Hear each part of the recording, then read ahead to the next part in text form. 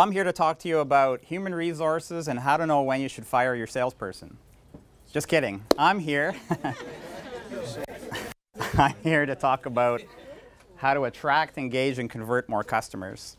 I'm going to share a lot of examples of things you can take away today and start using immediately. So you're going to want to have your pens ready. On the chairs, you'll see there's a one-page document with the blue heading on it, CRM Dynamics at the top. Some of the things we'll talk about today are captured there. And if you miss anything, you can visit our website. We have a Learning Academy there. And so a lot of what I talk about today, you can see information for free on our website, okay? It's always important to begin with, who am I and why should you spend the next 45 minutes of your life with me to listen to what I have to say? Well, the first thing is I consider myself a very successful person. And not just because I've been successful at sales, but I'm a happy married husband for 25 years just this year, which if my wife were here, she'd jump up and down and clap about that. A lot of what I'm going to talk about we use every single day, and we've had a lot of success with what we do. And we go out and teach our customers how to do it, and we show them how to do it, and we make sure they're doing it. So the things you'll learn today is the first thing is how to use social tools as a new way to sell for your company. So for most of you, social selling is not new. But you're trying to figure out how do I optimize the way things are set up for my organization. The other thing I'm going to talk about is how to generate more sales-ready leads. So not every lead that comes into your organization should be treated equal, and I'll talk about that. The next thing is how to take soft leads and nurture them to convert into more paying customers on autopilot. So there's the promise, right? So how do I do this on autopilot? And I'll share some of the ways you can actually achieve that. And why you will never lose another lead, okay? So if a lead comes in, you should be able to qualify it quickly, attract it, convert it into a customer. What is your #1 goal of using social selling? So just a couple ideas. If anyone feels very bold today and they want to shout it out, what's your #1 goal for using social media? To be popular. To be popular? Popular so people know about my product or services. So to create awareness? Yeah. Absolutely. Anything else? Brand building. Brand building, absolutely. So a good way to build your brand is to have social tools so that you can do that. Anybody else? Credibility. Credibility, right? So if you're not on social media in a professional way, if you don't have a professional looking website, how credible are you? So absolutely. Anything else? Okay, that's the end of my presentation, so I'd like to thank you all. So that's exactly why. So how the heck do you make sense of all this then? Now, my kids don't talk to me anymore. They text me. And then when my son went off to university, he set up this group app thing. I forget what it's called, but it's a group app. WhatsApp? Yeah, that's it, WhatsApp. That's it. So he's always on there, and it bing, bing, bing. I silenced it for my presentation. So how do you make sense of that is the question. Back to those bold people again, or others. What social tool are you using? Tools, plural. Yep. Facebook, Twitter, Instagram, a little bit of Pinterest. Okay, good. That's good. Anybody else? LinkedIn. LinkedIn? Yeah, LinkedIn. Snapchat. Snapchat. YouTube. YouTube. Awesome. Instagram. Which one? Instagram. Instagram. Yeah, Instagram. A lot of people aren't using Instagram yet, and they should be. Others? And it goes on, right? There's so many. The funny thing is there's the core few that we gravitate towards. So I've got 45 minutes. I can't talk about all of them, but what I will talk about is this. #1, having a blog, right? So does anyone know what blog stands for? Something long. Weblog. Someone said it so fast it sounds like blog, weblog. So it stands for weblog, and it really is a way for you to get your message out and credibility. So if you write something on the internet and put it out there, it means it's true. Right? So if you put it out through your blog, that's good. If you have a blog, you can actually tweet out the fact that you've just posted something that's awesome and amazing. You should follow it and share it and all that stuff. So you have a blog, you have a Twitter account, and you push it out. So if you do those two things, you're halfway to the races. YouTube. I heard someone say YouTube. Do you know how valuable YouTube is? Yes. Huge. Valuable as in dollars, but valuable as in to you, to make more dollars for you. So YouTube is one of the biggest things that I can say has driven our success from an outbound sales model to an inbound sales model. And one of the reasons is we just started to put all the things that we know into videos and put them out into YouTube.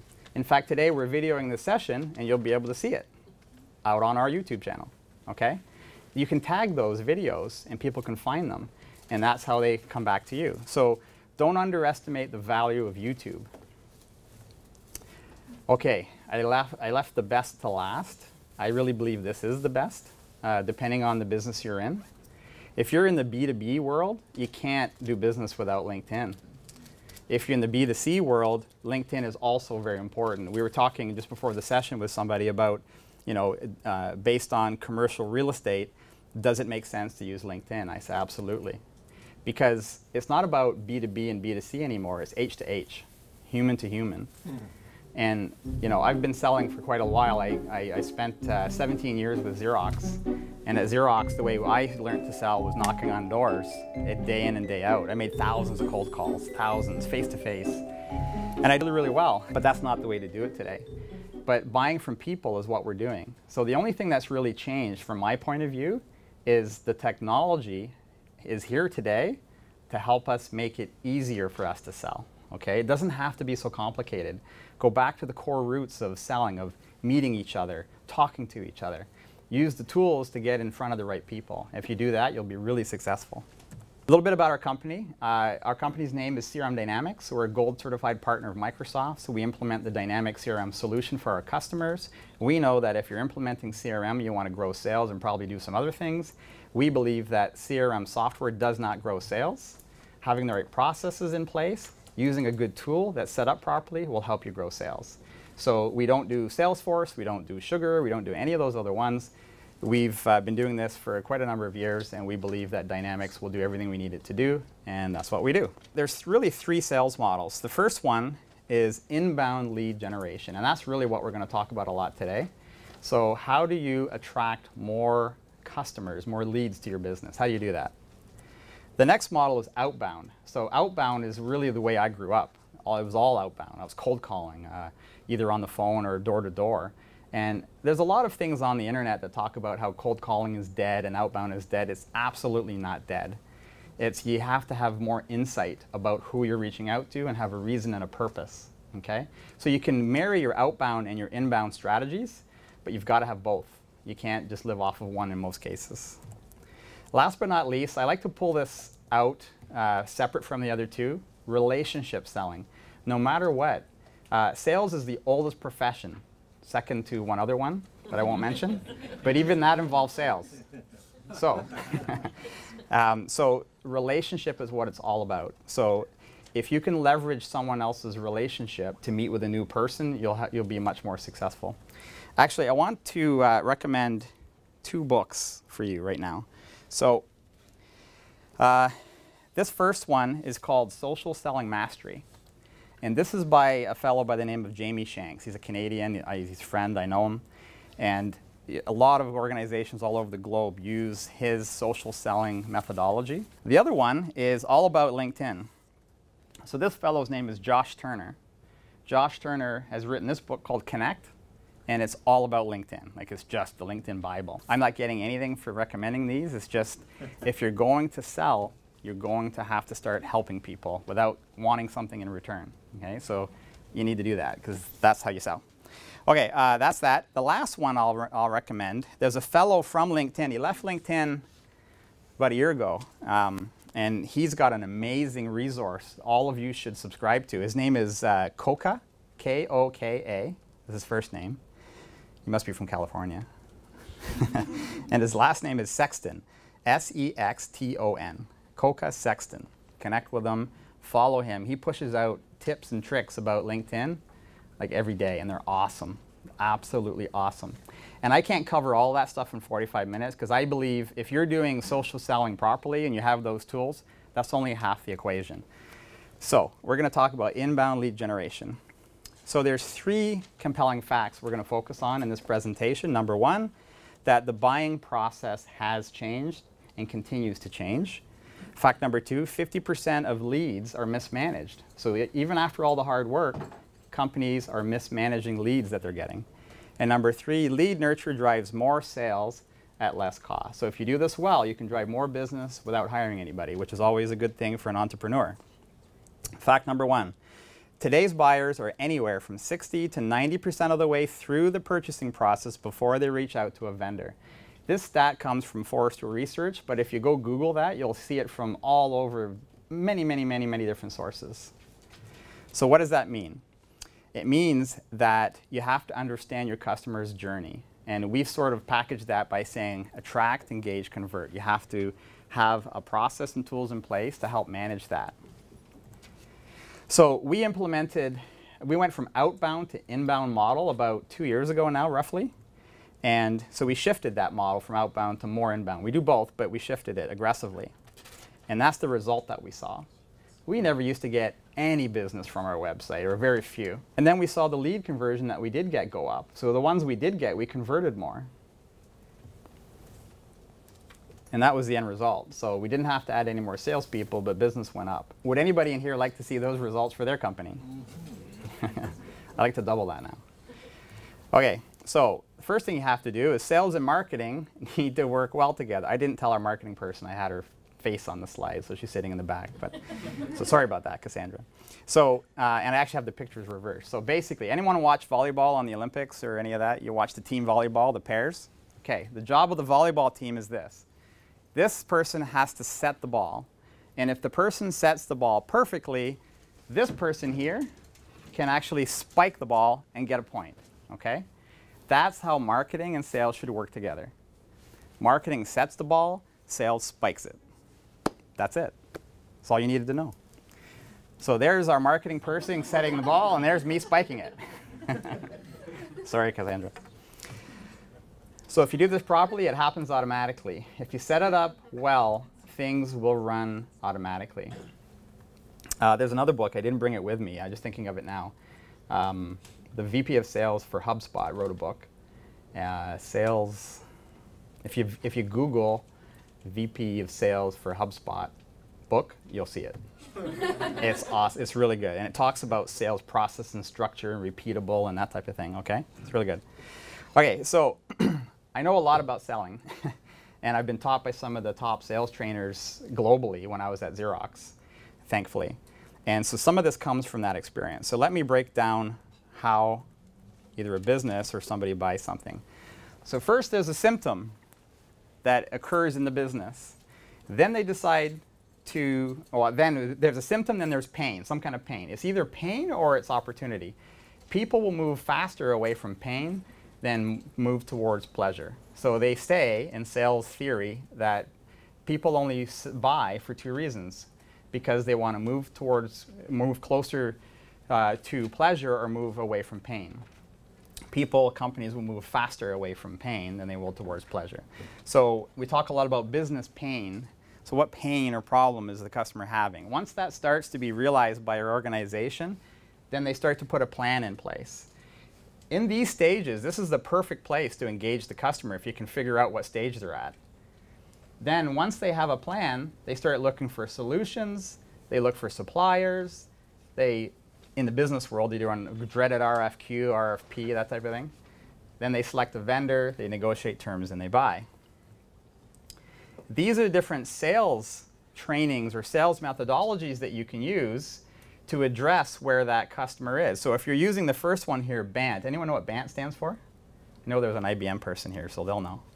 But it stands for budget, authority, need, and time frame. It's one of the widest used sales methodologies today in the Fortune 100 companies and others. The next one is Sandler. So if you use Sandler sales methodology, I should explain these dotted lines. So if you're using BANT, you're addressing your customer after this phase. How effective can you be at getting them to change their minds on what they're going to buy? They've already gone through an RFI. They're looking for a price. Do your salespeople ever say, I lost a deal because I lost on price? You're like every salesperson, right? And they never lose on price, ever. Ever. It's not about price. It's about value. Okay, so Sandler addresses the, just before the RFP stage, spin selling. So spin selling is what I was trained on at Xerox way back. Stands for, okay, ready? Situation, problem, implication, need. That's spin selling. There's good books on that too.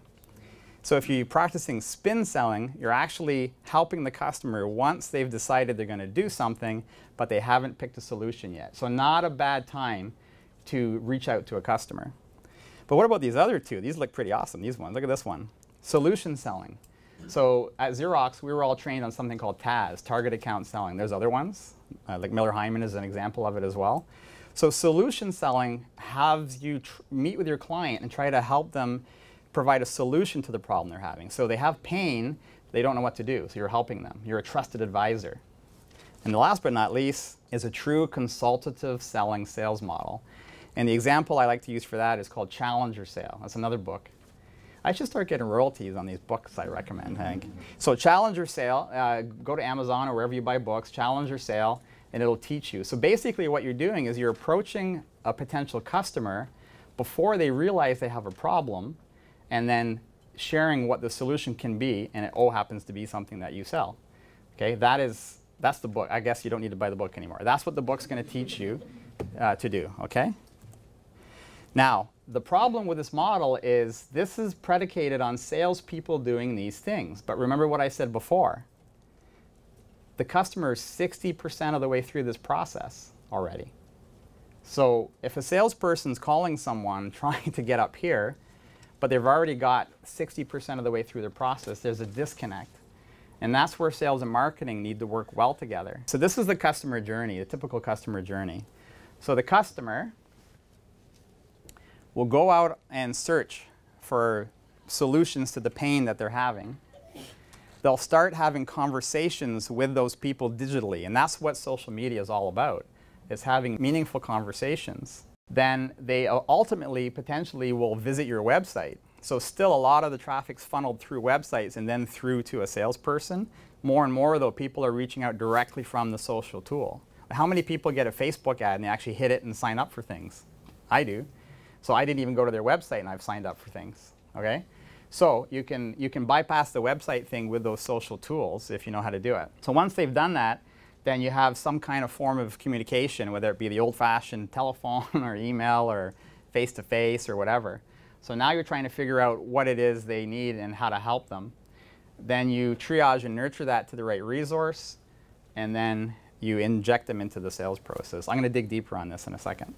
Fact number 2, 50% of leads are mismanaged. Who agrees with that stat? How good are you at converting leads? Do you even know? We've been doing a research project, and we've tested 1,800 companies so far. So what we did in the test is we went to their website. So we bypassed their social stuff. We went to their website, and we submitted a lead for whatever they sell. And this is what happened. 54% of them never got back to us. So when I do this talk, I sometimes ask for who's going to be in the room, and I test their website. I wasn't allowed to do that for this group. I asked. I don't share who it is, but could you imagine if I did that test? And every time I've done it, it's the same thing. So if that repeats itself in this group, which I think it would, half of you wouldn't respond to a lead on your website. 75% of the ones that did get back, so 75% of them took more than an hour. So in the age of digital transformation and digital communication, speed is everything. So if someone comes to you digitally, you need a way to respond to them quickly, okay? 82% never tried a second time. So we actually didn't respond if they did, and we were measuring, did they try again? Now, any good salesperson knows that you got to try 7 times, right? That was drilled into my head at Xerox. I think it's more than that now. It's probably more like 12 to 14 times before you actually reach someone.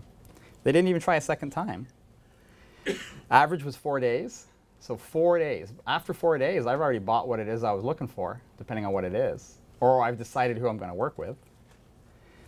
And the core common denominator we found is a combination of not having the right process and or tools. So an example would be submit a lead. If you're the salesperson that responds to those leads, or the owner of the business, probably in many of your cases, and you're with a client for a few hours, how are you going to get back to that person? You can't. So you need to have someone else or a process in place so someone can get back to them.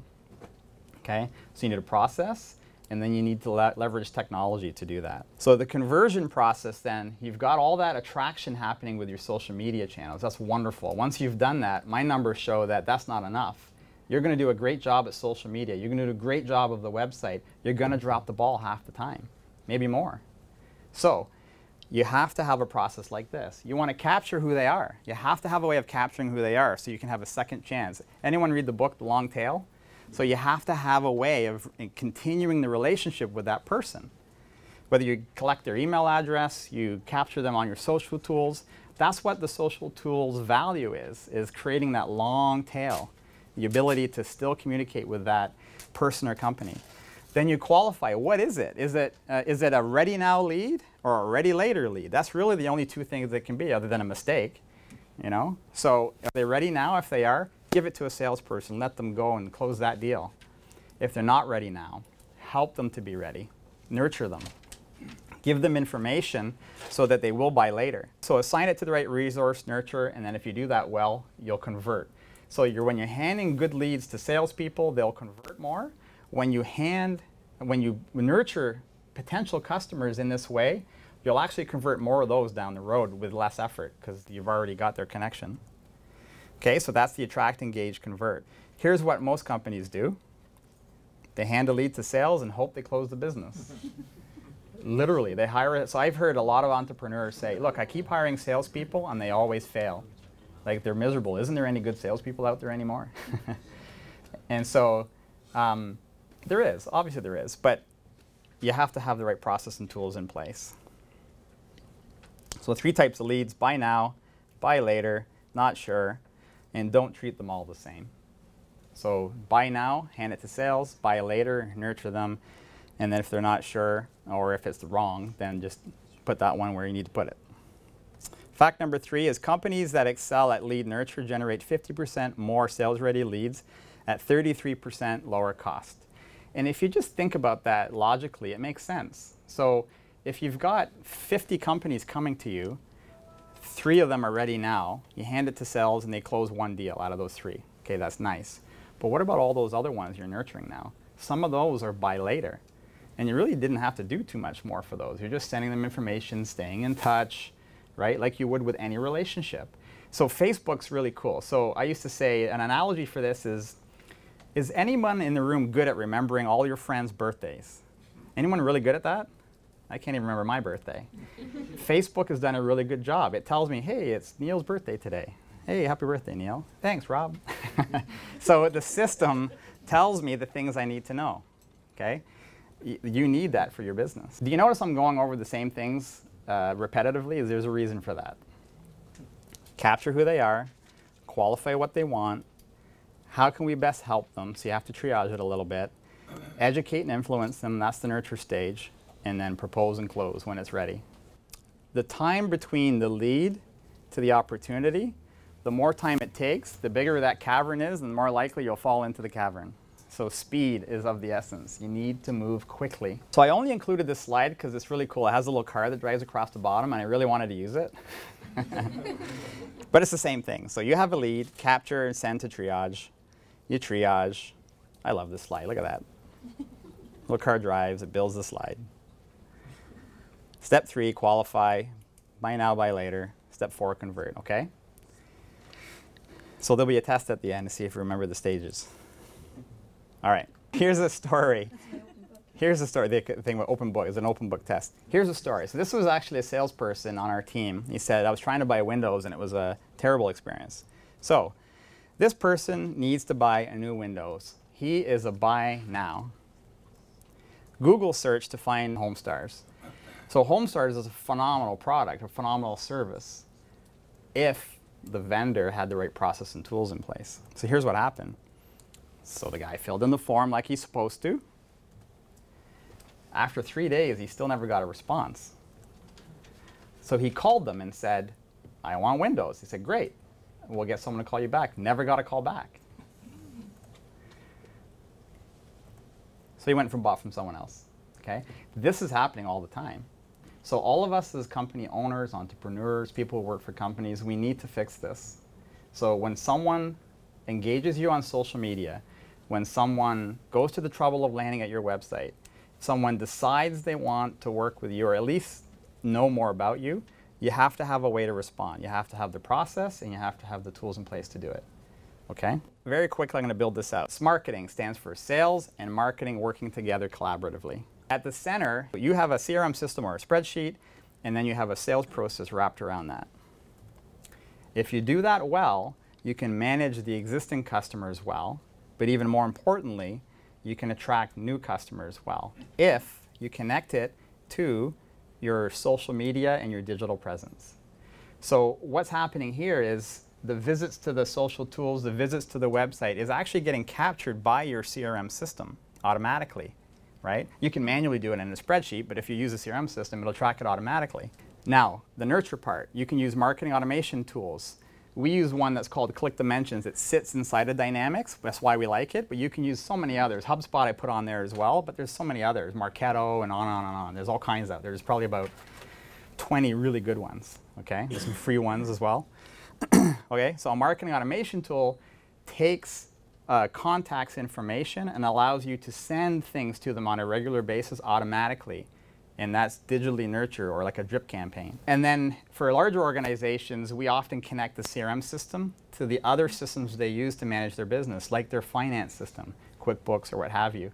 So now what you get is a 360-degree view of your customer relationship, finances, inventory, all that stuff. Okay? Marketing automation features are similar to this: email marketing, web tracking, lead scoring. These are things that you'll be able to use. So here's putting it all together. I know this is a busy slide, but let me walk you through it. So fill in the blank, buying a whatever, I don't care what it is, buying a TV. Let's say we're going to go buy a TV because the Super Bowl's coming. We want a big giant TV to watch the Super Bowl. So what I'm going to do is I'm going through the process on the left-hand side, those little triangles. I'm going through the process of buying something. So what's my pain? My TV's too small to watch the Super Bowl on, right? So maybe not a pain, more of a pleasure. But so for some reason, I want a TV to watch Super Bowl. So I'm going to go to Google or Bing. If I'm at Microsoft, to say Bing, but I'll say Google today. So the #1 search term in Bing is actually Google, so they can get back to Google. So actually, I'm videoing this. I got to be careful. Bing's awesome.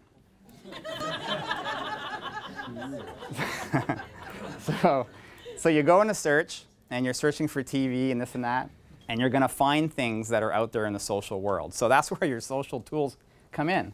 So maybe there's a blog post on the top 10 TVs.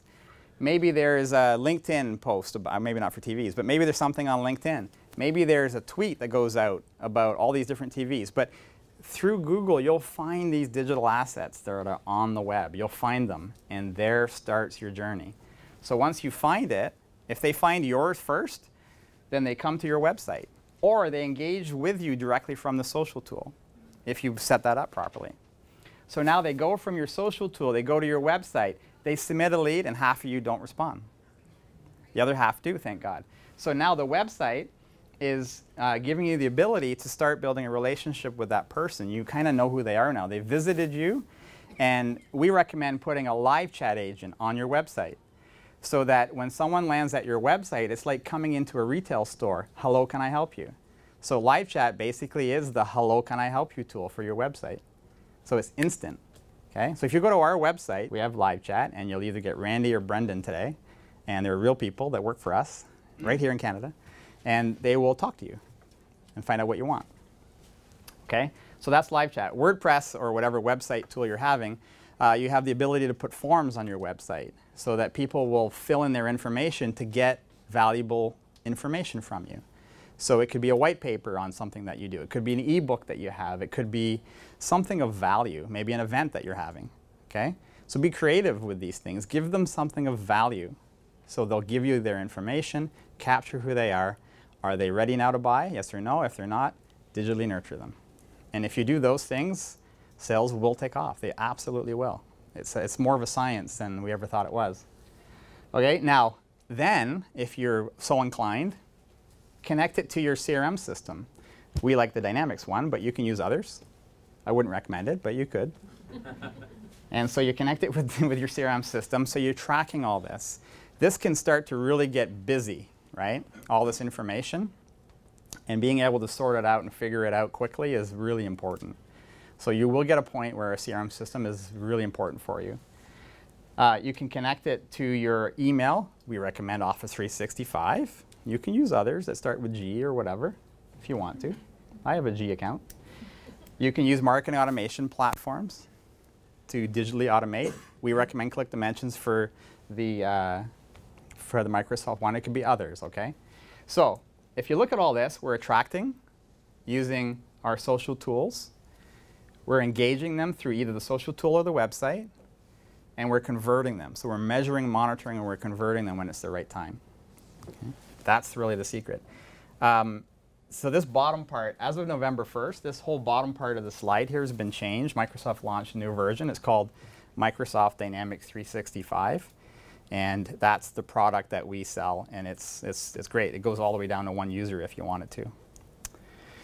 Another story, buying a car. This is another person in our company who was going to buy a new truck, Ford F-150. So he needs to buy a new car, a truck. He goes to the website of 3 dealers. He knows he wants a Ford, so he goes to 3 Ford dealers that are in the vicinity in Toronto. He fills in the form. 1 out of the 3 responded, 1 out of the 3. He booked an appointment to go meet the one that responded the next day, went for the test drive. He bought the truck. 1 of the other ones called back 2 days later, and the 3rd one never did. So again, I'm not kidding you. It's an epidemic. It really, really is. So here we are all spending all this money and time building websites, building content and copy, and doing all the crazy stuff we do, only to let it drop on the floor. So don't let it do that anymore. Attract. Use blogs. I think the blog and videos are the #1 way of getting your information out. Other digital tools can be used to attract people to you, so also known as digital presence.